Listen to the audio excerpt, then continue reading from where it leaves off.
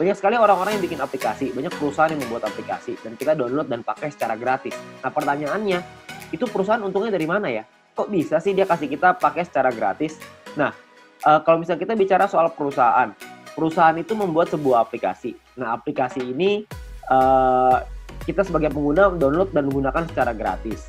Nah, sekarang pertanyaannya gimana caranya perusahaan mendapatkan uang?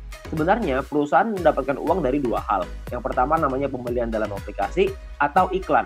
Ya, pembelian ini misalkan contoh kalau misalkan kita main game ada yang namanya koin, ada yang namanya gem, ada yang namanya macam-macam lah ya nama-namanya. Tapi kita beli di situ untuk kita bisa main gamenya. Ada yang seperti itu.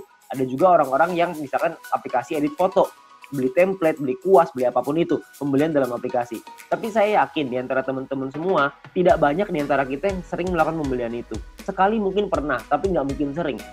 Ya, nah pemasukan utamanya perusahaan dari mana dong kalau kita belanjanya nggak sering?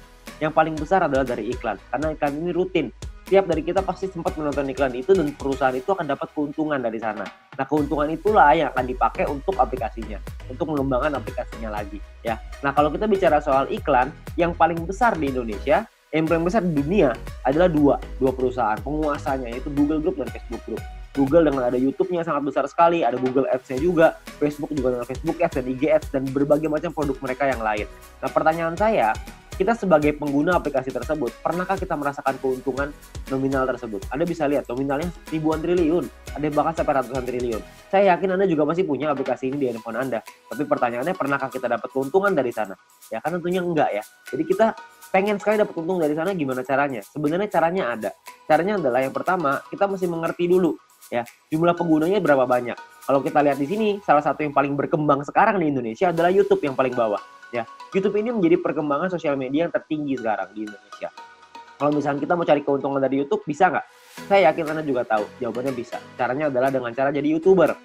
YouTuber ini sangat sederhana. Anda bikin channel YouTube, bikin video, masukin ke channelnya, masukin ke dalam YouTube-nya, lalu secara otomatis nanti akan ada perusahaan iklan akan dimasukkan oleh YouTube di dalam video kita. Setelah kita mencapai subscriber tertentu ya, setelah kita mencapai syarat tertentu, lalu tugas kita adalah memperbesar penonton kita, memperbesar database penonton kita, makin banyak yang nonton, makin besar juga penghasilan kita, ya. Penghasilan datang dari mana? Pengiklan akan bayar ke YouTube, YouTube akan bagi profit ke kita sebagai YouTuber, ya. Sangat sederhana sekali sistemnya, kita tinggal bikin konten, kita masukin ke dalam YouTube, lalu kita bisa dapat uang dari sana.